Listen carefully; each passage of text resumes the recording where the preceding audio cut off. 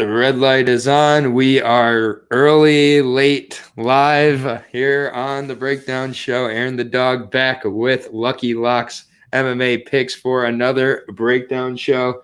It's with, it's kind of a bittersweet Breakdown Show today. It's a finale of sorts. Season 5 of Dana White's Contender Series is coming to a close this Tuesday on it's on ESPN Plus still, so as always, at least in the States, I'm not sure where you guys over in Canada watch anything, but always state-centric. But before we go any further, fresh off of another successful weekend here for at least on my side of things, I assume it was on your side too. Lucky, how was this weekend for you? This weekend was great. I swept the board, hit all my bets for 267, so couldn't have gone better. Yeah. This is definitely one of the weekends where you're seeing all the quote unquote pro cappers touting their great weekend. Yeah, it's amazing. Everybody's like, I went 12 and 2. I'm like, really? Also, everybody who picked all favorites went 12 of 2. So good job. A lot of pros this week. What up, Bunny? Great to see you here, JK, early as always. Good to see you as always, Bunny, joining us from Boston, 268 week. Happy 268 week to you, everybody out there. Yeah, but it is the finale of the Contender Series. They had to stop at some point. I'm not sure when season 6 is coming back. I would assume the spring. I think they usually do a spring and like fall, winter season, but I don't know. They should just have it all the time, though.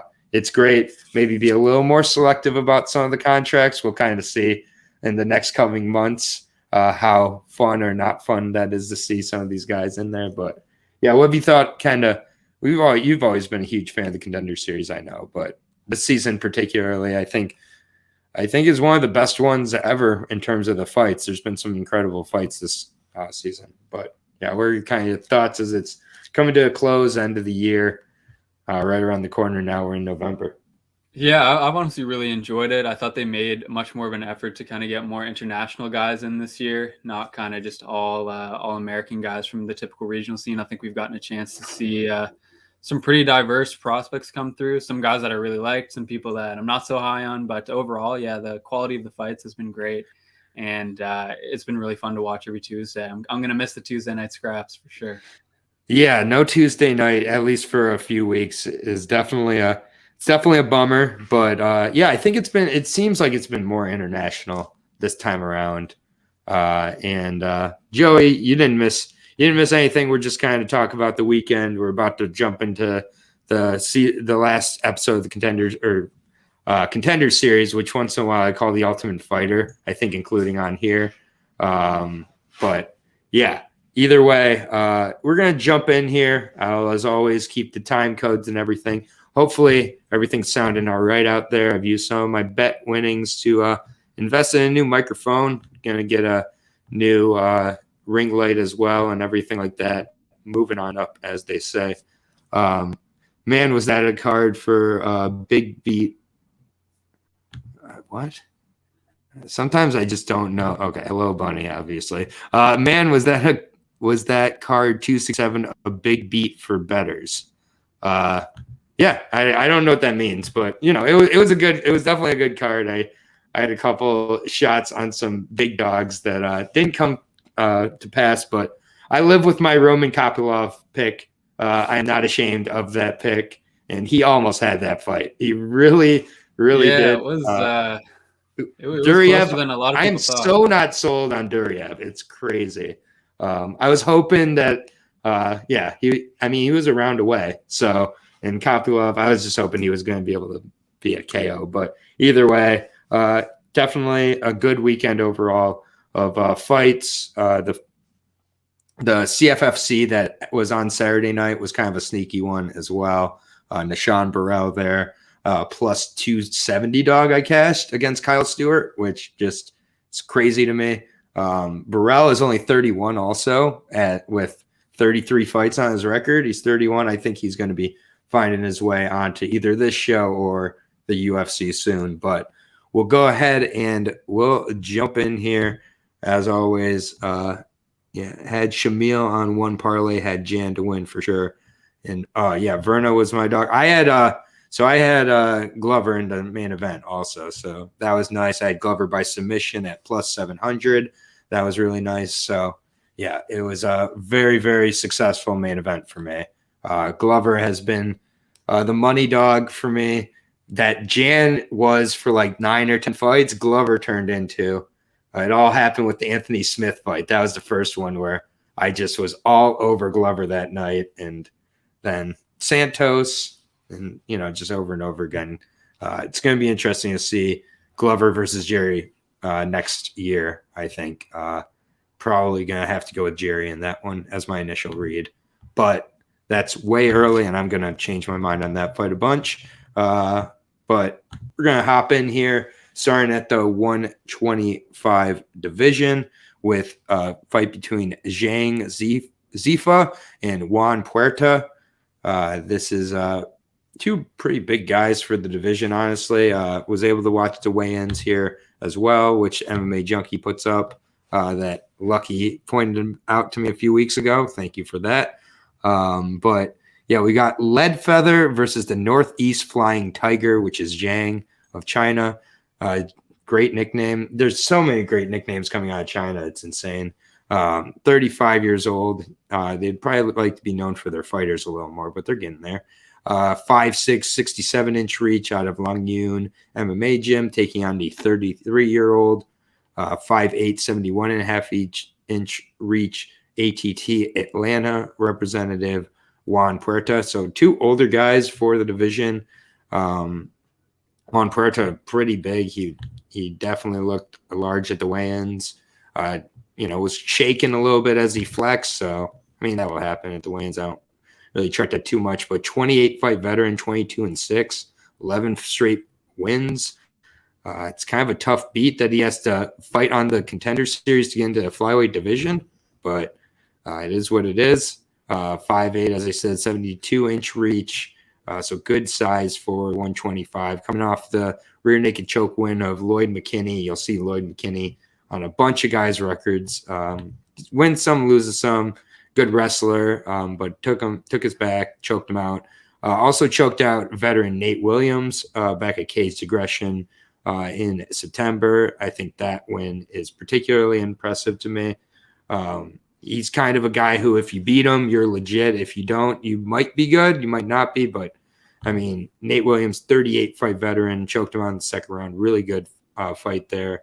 Slick back take by Puerta. He's got good striking. We've seen it in Titan. Had a flying knee finish. Is able to go the distance and play in fights. Good grappling darces as well as a few arm bars. 28 fights. Losses to guys like Jared Scoggins early on. No real shame there.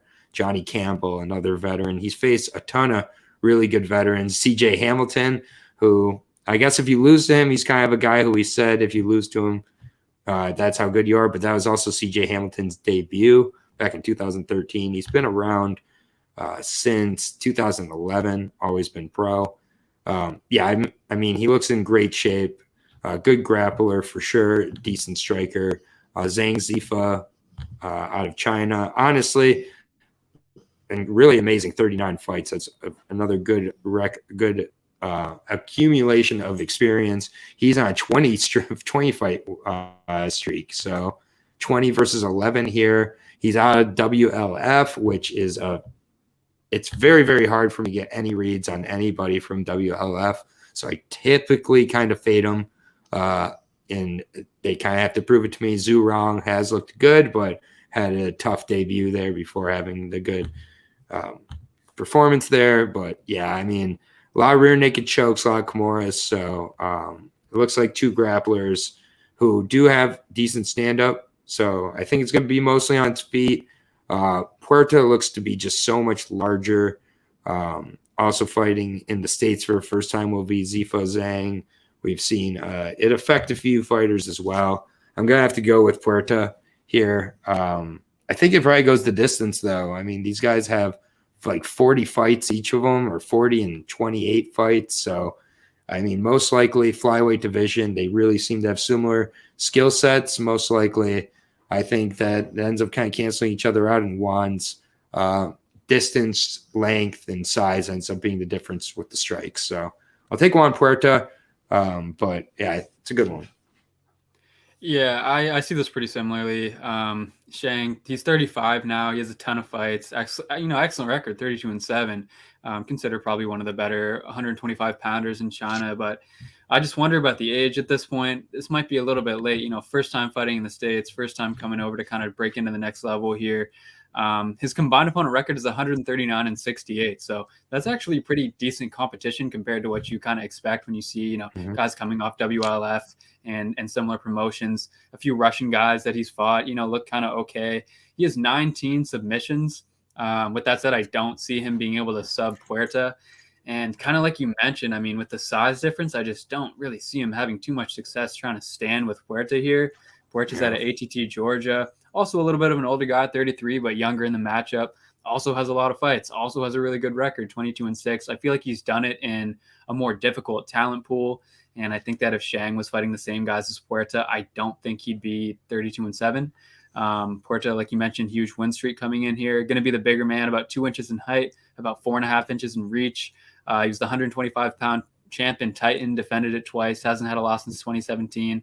And like you said, all those losses are not really that bad. I mean, it's all solid regional guys, Scoggins, Campbell, CJ Hamilton. 2 of those guys competed in Bellator. Now, I know Scoggins was slated to compete. I don't think that fight ended up happening. But yeah, Puerta, 12 submissions. I think he can neutralize the submission attack of Shang. And I have Puerta in a parlay and a 2-pick. In a fight between 2 guys who have been around the block. I mean, I think Puerta's just better prepared here. I think he has some physical advantages that I like. So yeah, I have him in a 2-pick parlay. Yeah, no, I agree. Looking at the price here, I mean, and just in general, the trend this season, not to sound like that Greek guy, but seriously, who always talks about irrelevant trends, but the trend of China this season compared to Brazil this season, it's kind of the tale of two countries so far in this season.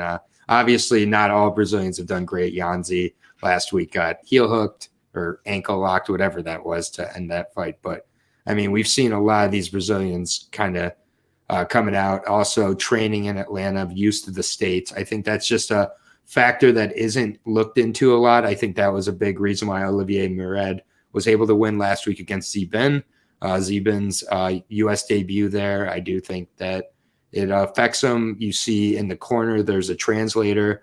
So the coach is saying something to the translator, and then the translator is saying it to the fighter. Maybe they're used to that, but I just think these are all extra X factors that someone who doesn't need it in a fight that's already going to be kind of close. He's a veteran, probably not going to affect him as much. But yeah, Juan Puerta minus 200 plus 165 on Zhang.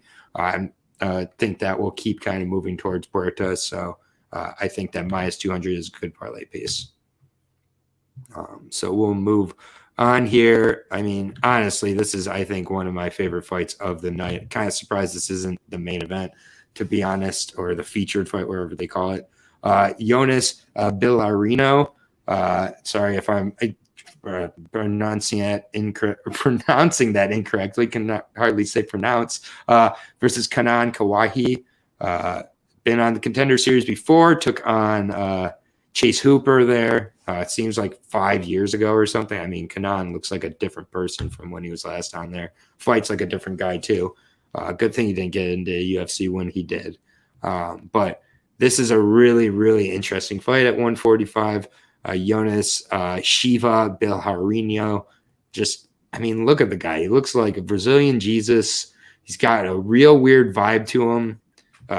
If you saw at the weigh-in today, he did like kind of like the bow and arrow pull in front of Kanan. Kanan slapped his hand away. He's like very into like centering himself and like wusa and like the chi type of stuff. Jonas and Kanan is more of the Brazilian jiu-jitsu kind of Hawaiian bruiser there.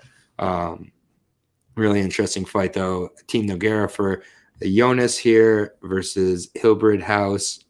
Also spent some time out at Extreme Couture. I know Kanan with the rest of the Hawaiians.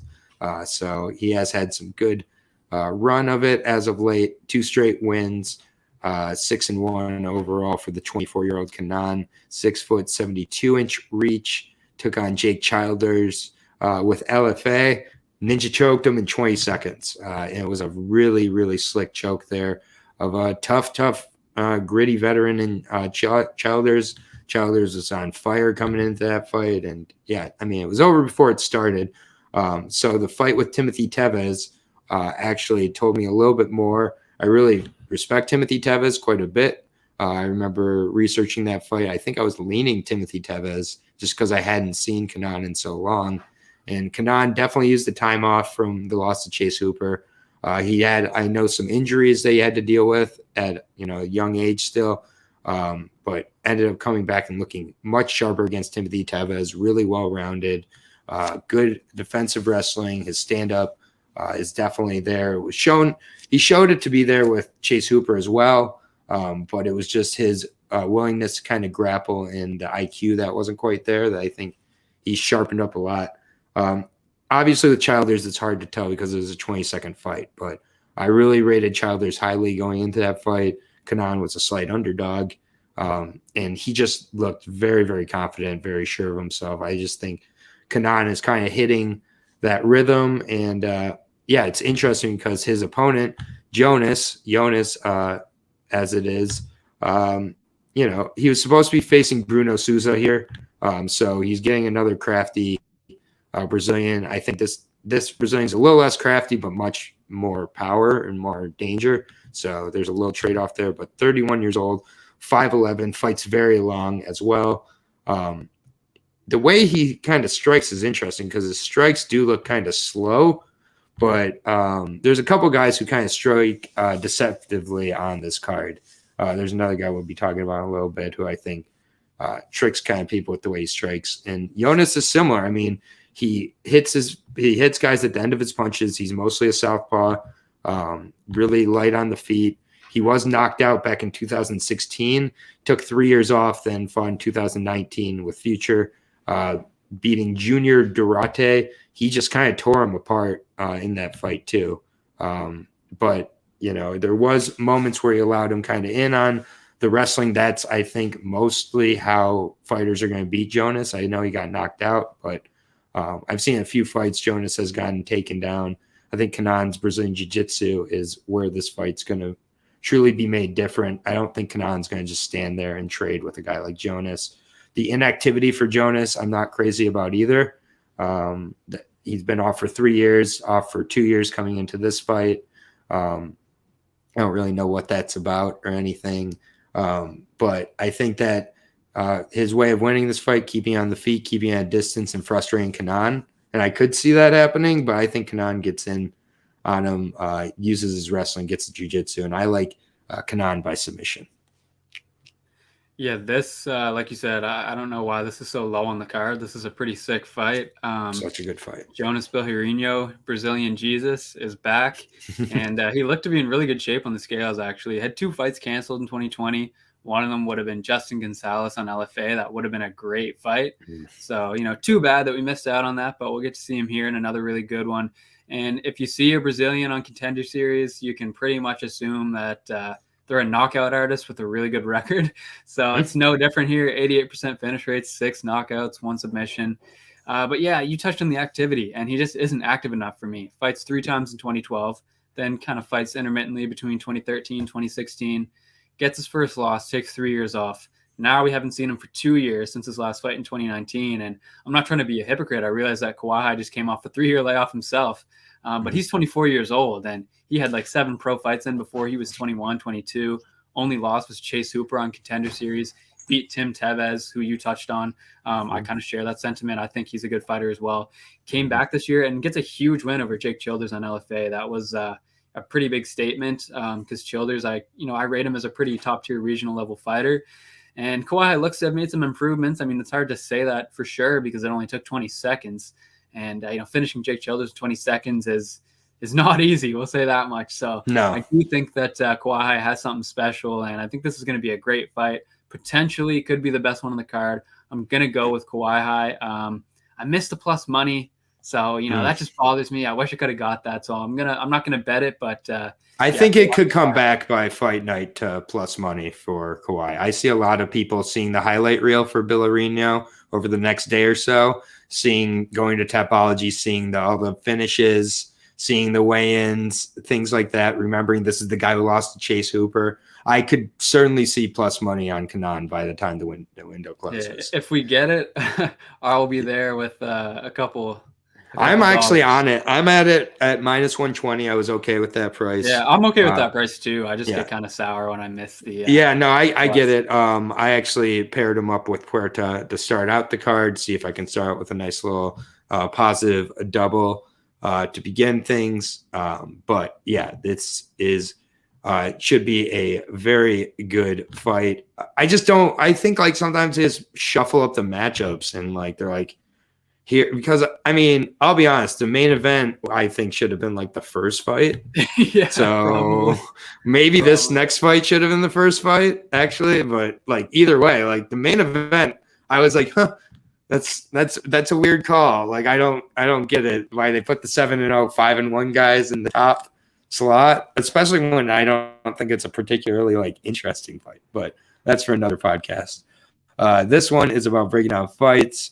We're at the 125 division with Qui Lan versus Arison Ferreira.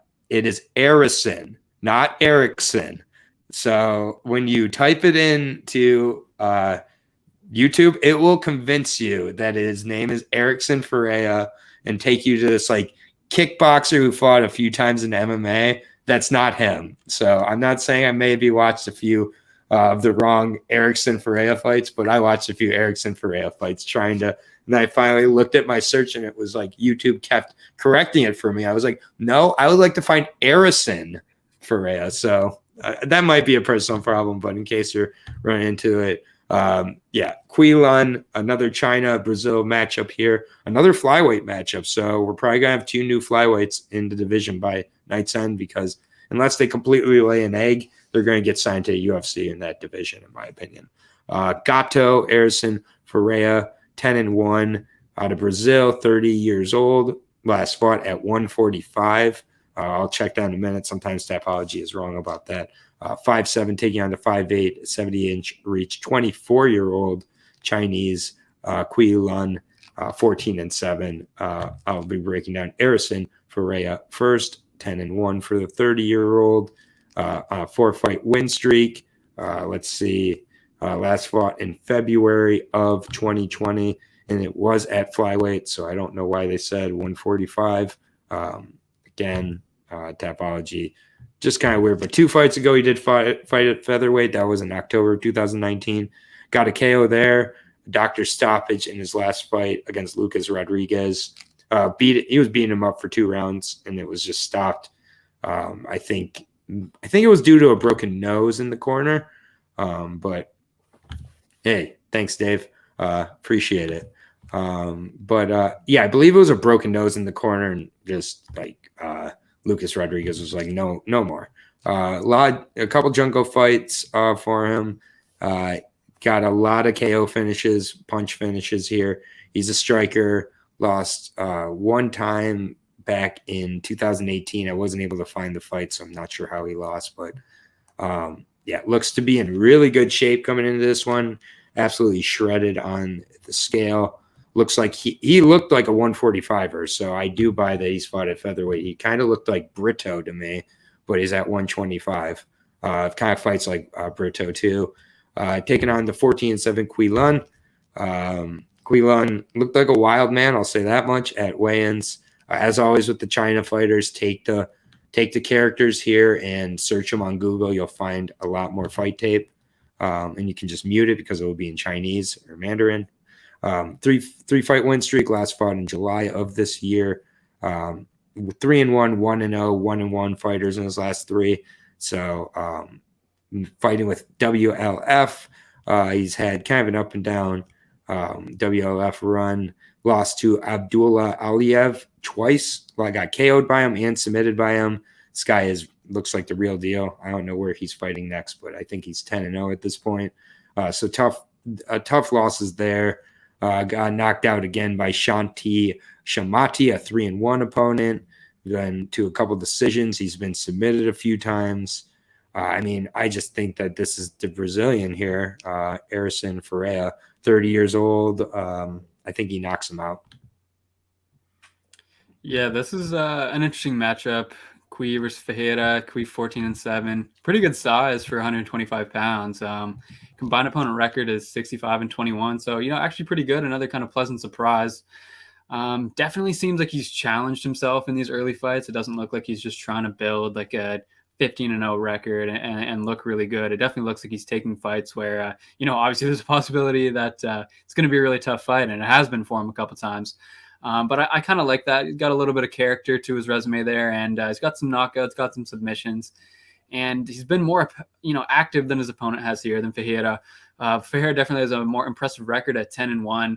Less impressive kind of strength of schedule record-wise, as his combined opponent record is 20-19. Although obviously I do rate the Brazilian regional scene, quite a bit higher than I would the Chinese regional scene at this point in time.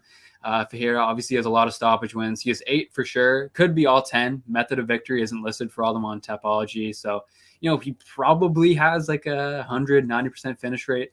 At the very minimum, he's got 80%. Has good finishing instincts, really explosive early, and he hits really hard for 125 pounds. The UFC matchmakers, like I was saying before, they just look at the Brazilian regional and say, who is the best record with the most KOs? Just plop them in the Contender Series against whoever. And it's just another one of those really aggressive and powerful Brazilian guys. I think the hitter's better. I mean, I'm not crazy about minus 550, minus 600 price tag. I think he should be obviously a decent favorite, but maybe not that high. So I'm going to pick Ferreira. I'm not going to bet it, but yeah, I think he probably finds a finish here. Yeah, Ferreira's only in my full card parlay, which I always do. 4 or 5 last week. Alex England, God damn it, Fury FC, killing me.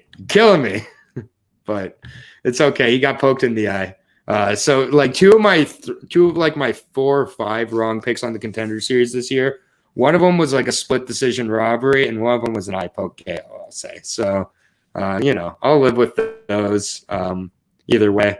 But we're in agreement here, and I would not be. I would say Erison Ferreira, he finishes it. So, but inside the distance price still is going to be minus money, which I am not betting minus money inside the distance on any Contender Series fighter ever. I just am not going to do that. That's nuts. But next fight here is personally, this is my fight of the night. I love this fight. This should have been the main event if the fight obviously the main event. I guess it's like the post-limbs where Achiles are is just going to come in and knock, but either way, Johan White Lioness, which if you don't think that's a fucking fighter name right there, I just don't know what to tell you, man. I don't know how to explain it. I can see Johan Lioness being said in the UFC. I don't know how else to explain it. Justin Burlinson, he's taking on here. Not as much hearing that name in the UFC, but, still what I'm seeing is 2 guys who winners getting into the UFC. Both these guys could be fighting this Saturday, in my opinion, as the first fight on the pay-per-view, and I wouldn't be questioning it. I really like both these guys quite a bit. Johan White Lioness out of Quebec, Canada, Montreal, 29 years old, 6'1", 76-inch reach, Techno Boxing is his boxing gym, Brazilian top team Canada for jiu-jitsu, taking on the Englishman, 24-year-old, 6'1", 74-inch reach, Justin Burlinson. I'll be breaking down the 6-0 Justin Burlinson first, 6-0 versus 7-0. This is a great fight. I'm super excited for this one. 2 very different but very good strikers. Justin Burlinson, kind of more the straight down the line, precise striker, has a ton of power in his shots as well. Definitely a boxer though. 21 straight wins going back to his amateur career as well. So has a long amateur career. Only loss there was to Adam Proctor. So definitely like seeing that level of experience coming off of a knockout with Cage Warriors back in June of David Bear. David Bear got him down in the first round, held him down pretty well in the first round, to be honest. Second round starts, David Bear gets worn down, and Burleson knocks him out, does what he does. Also had a few fights with Bellator as well. So he's had fights with Cage Warriors, Bellator, and Bama. 3 really good promotions to get you prepared. So I think the stage he'll be ready for. Had a couple rear naked chokes early on, but I think it's honestly his boxing and everything that really gets him to the dance, so to speak. Training partner of Jack Grant. We saw Jack Grant looked recently as well. So he's definitely training with good partner there. And Grant, guy who also just made his UFC debut. Johan Lioness, 7-0, 8 straight wins going back to his amateur career. Definitely known for his boxing, but is a pretty well-rounded individual himself, or getting more well-rounded. Coming off of the win at CFFC 98 over Evan Cutts to win the welterweight title. Really, really good performance there. Had just has looked better and better in each of his CFFC fights. The Connor Dixon fight, his first fight, showed good takedown defense throughout it. Connor Dixon was squarely on that single leg the entire time, really showed good takedown defense. Then had a flying knee finish, had a decision win over Troy Green. I really liked that win because he had a lot of first-round finishes, and it showed he kind of can push through some adversity. Got 29-28 in that fight. But I think really allowed him some confidence. UFC Contender Series came calling. Originally offered him a fight, and he said no. He wanted to go and win the title with CFFC. He wanted to kind of develop himself more. Showed a ton against the 16-fight veteran and Evan Cutts. I think this is going to be a great fight. Johan throws some ugly looping shots, but they are so effective. I think it lulls his opponents into a false sense of security at points where they think this isn't too technical. These aren't coming that fast. They're kind of looping. So it could be Burleson literally beating him to the punch all night, and just the straight punch gets there faster than the looping punch. But I kind of think I like Johan to mix it up a little bit in this fight. Make it dirty. Push the pace. Burleson has looked good, but Burleson can be taken down. I think Johan uses a little bit of wrestling here, and I think that most people are expecting a knockout. I'm going to kind of get a little bit tricky here. I'm going to say Johan gets a rear naked choke finish in round 2.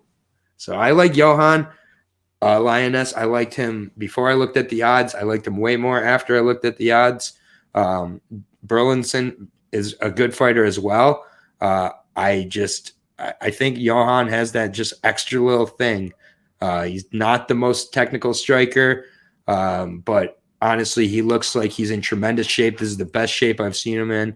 Talked about in his last fight how the weight cuts are getting better, how he's, coming in. He walked into his fight with Evan Cutts at 192 pounds. Like, he rehydrated 20 pounds, and he looked really good. So give me Johan Lioness, and not by KO, but by submission. All right, I really like everything you said there. Johan Lioness opens up his career, 3 wins on TKO, Montreal-based, Quebec-based promotion. 2 round 1 stoppages, follows that up 4 wins on CFFC, 3 knockouts and a decision, and had that, body shot TKO win over a really solid opponent, Evan Cutts, like you mentioned, to secure the welterweight belt. 71% finish rate, undefeated 7-0 as a pro, and just a very solid run of fights leading up to this Dana White Contender Series appearance. Some fighters on Contender Series on this card don't really have what, I would say is sufficient evidence that they're going to be able to, compete in the UFC. And I think that Lioness definitely does have that here. He's a technical striker. But he does, like you said, he likes those looping shots, and they are looping. They are looping, repeated looping shots too. He has that like counter left that he comes over the top with that. It works. There's something about it where it just works, man. Spams head kicks at points, like 3-4 head kicks in a row, even if they're all blocked. He keeps throwing them. He does a lot of things you're not supposed to do. Yeah, he's like, but he does it almost in a way where it's like he's not, but like he is technical, if that even makes sense. Yeah. He does make an impact when he lands. You know, sometimes I find he loads up just a little bit too much. Like he can whiff sometimes. Hasn't really been punished for that much, like at this level, but he's a big guy. He looked big today at the face-off, staying on the scale. Likes to walk people down. And he just hits really hard and comes forward. That's basically the long and short of this guy. Burlinson, on the other hand, 24-year-old undefeated English prospect, 6-0 as a pro, 17-1 amateur career, 4-year span. So you'll love to see that. Tons of experience. Fought on Cage Warriors. Fought at Bellator Europe events. Last fight against David Baer, like you said, he was controlled essentially the whole first round. Finds a finish about halfway through the second. And he does look really good too. I mean, when I first saw this announced, it was like, okay, I really like Lioness here. Then I kind of looked into Burlinson a bit. I'm like, I'm not as sure, but I mean, at the price, man, I gotta go a Lioness. I mean, I just don't think he should be plus 200. Should Burlinson be the fave? Like, I mean, I guess I could see it. I don't know if I'd really be playing Lioness if he wasn't the dog, but I'm actually waiting to see if I can get a better price on Lioness. But at some point, I am going to be playing him. I am going to have money on him because, he's a guy that I like. I like him in this spot, and I think both guys in this fight are worthy of a look from the UFC. Kind of sucks that we have to see one of them, not get in, but I think both of these guys will see there eventually. But I like Lioness as the dog here. Yeah, I mean, I took Lioness right when I saw him at plus 175. I jumped the gun, plus 200 now. I'm seeing him for plus 220. I bet MGM right now, minus 275 on Burlinson. Burlison's U.S. debut as well. So this is, again, all of, Johan's fights have been here. He's a champion. Was training for 4 or 5 rounds last time against Evan Cutts. And I mean, he looks in the best shape he's ever been in, and he looks like he's slimming down a little, not bulking up. So I think the cardio, he's realizing I'm not knocking out everybody in the first round. It's happened multiple times now. It's gone out of the first round, and he's kept with it. That's Johan is my dog for this card. He was my favorite bet on the card, frankly, from a value perspective as well. I think this is a pick 'em. He's a little bit bigger than Burlinson as well. And again, Burlinson took that takedown in the Bear fight and accepted it. I just accepted it. And I just don't think that's a great way to go about it. I think Johan looks a little bigger than Bear did, frankly. Also, Bear looked a little small to me, and for him to get the takedown like that. So, I mean, when I get a dog, I get excited about him. I know everybody does. But that, to me, is the main event. Here is the actual main event, or the post-lim, as I'll call it. Achiles, I believe is how it's pronounced. Estremadura taking on, is that Maheshate? Oh, that's what I'll say it is. Just the single name, Maheshate. Right away, I was not able to find any tape on Maheshate until I typed in, cut and paste his Chinese characters. So Maheshate will not result in much on YouTube if you enter it in, but 6 foot tall, 73-inch reach for the 21-year-old, born in 1999. Good Lord. Last fought in January of this year with WLF, 5-1 overall record. Got a KO over Dam Wu, or Wu Damu, who was an 0-2 fighter. He's fought a 10-31 fighter and a 10-11 fighter, also a 0-0 and 0-0. Lost to a 0-1-1 fighter with M1 back in 2019. Was able to find a little tape on that. He basically got taken down and controlled from the wrestling in that fight by I believe it was by the Russian and Nikolai Goncharov. I think that I'm not really sure why he's here, to be honest. He's looked okay, but again, that level of competition makes it almost hard for me to really invest too much time into looking into him. Achiles, Esther Madura, 29 years old, ton of tape on him, 7 straight wins. Obviously, it's 7-0. Few knockouts, a few decision wins, has some wrestling to go along with it. Also hasn't faced a crazy level of competition. 2-4, 0-0, 4-3, 5-6, 8-3, went to a decision, that one. 14-26, went to a decision there. 18-15, knocked him out. I mean, has a decent amateur career as well, 4-1 there, but just hasn't faced a crazy level of competition. But Achiles kind of looks like the type to walk you down, throw hooks, throw body shots, maybe threaten with some takedowns and cage control. Uses his physical advantages though. But I mean, he's facing a guy who's much bigger than him in this fight, Maheshate. That's about all I could say about Maheshate. Other than that, I think that Achiles probably gets some body shots on him, knocks him out. Looks like that from what I'm seeing. Really is a physical specimen as well, but I'm wondering if eventually, kind of the physical advantages kind of wear off for Achiles, but because he does kind of look small, like from a height perspective for the 155 division. But I just think he's eventually going to have to kill himself to get to 145 if he gets signed by the UFC. Otherwise, I'm not too thrilled by this fight either way. I think it's the worst one of the night. So I'll take Achiles, though. I'll take the undefeated fighter. Yeah, Estremadura, 7-0, BFL champ, which is a regional promotion based out of BC. He really hasn't had to fight the toughest competition. You mentioned that. The combined opponent record for him is 51-57, so a little bit below 500. He seems pretty light on his feet, pretty quick, got pretty good hands, rips to the body. You mentioned that, the body shots. Sorry, I'll be right back. I just have to step out 1 second. All good. Sorry. He's got a pretty diverse striking attack, mixes it up pretty well, and his last performance in March was a very impressive round 1 knockout. So we're going to have to see what he looks like against tougher competition. I just don't think he's matched up that tough in this fight. Maheshate, 21-year-old prospect out of China. You mentioned it, born in 1999, lost his first pro fight on an M1 Chinese event against a Russian fighter, won his next 5. Combined opponent record is 20-27. So also a little below 500 there. Also not really great. And I want to say, probably the overall level is a little bit lower on that regional scene than what we would be seeing for Achiles Estremadura. And only 2 of 6 of Maheshate's opponents have had a pro win going into the fight. So that's not something you really like to see. He doesn't fill me with confidence, and none of his opponents have had a winning record. So yeah, I'm in agreement with Aaron here. I don't really know why this is the main event. Maybe because the matchmakers foresee kind of a spectacular finish here. That could be it. But yeah, none of Maheshate's opponents have had a winning record, and I'm just not too impressed with them. I couldn't find too much tape. Like Aaron said, it's difficult with some of the Chinese fighters. You gotta copy and paste those Chinese characters and see what you can find. So I wasn't able to find a ton in the way of tape here, but I like Esther Madura to win. I think he's going to be the better fighter at minus 400. I'm not eager to, or minus like 550 now, minus 600. So, not eager to lay that chalk, but I really do think that he gets it done. I think that he's such a heavy favorite, more for the reason that people are a little bit low on Maheshate, and I can't really say that I blame them.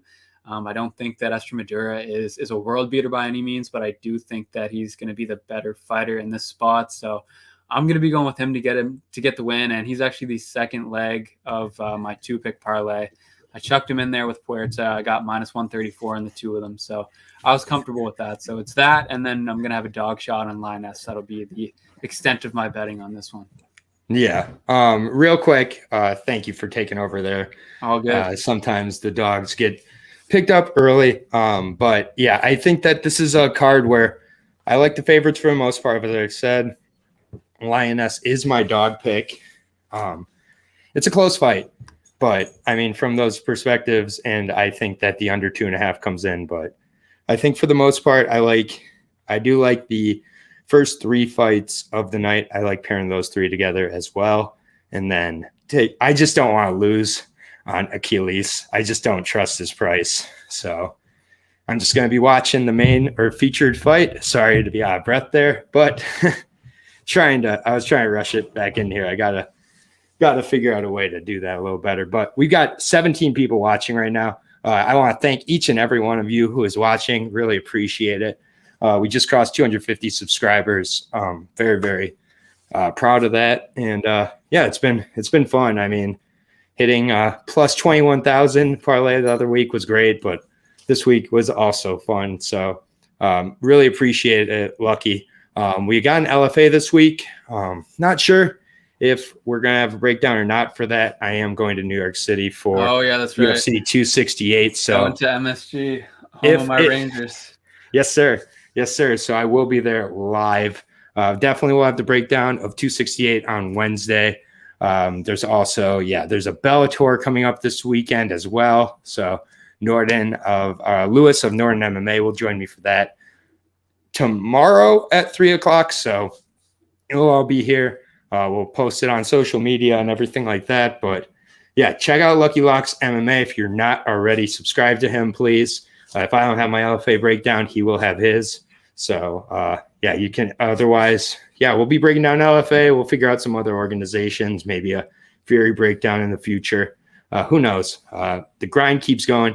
Thank you, everybody, for joining us. Have a great day out there. Enjoy your Monday and enjoy the season finale of season 5 of Dana White's Contender Series tomorrow, with the send-off fight being Achiles, Estremadura versus Maheshate. They better throw down. They better have the fight of the fucking season. Otherwise, I'm gonna be ranting to my 5 Twitter followers. But thank you, Lucky, as always, for joining me, man. Have a great one. Good luck with your bets, and let's go, Johan.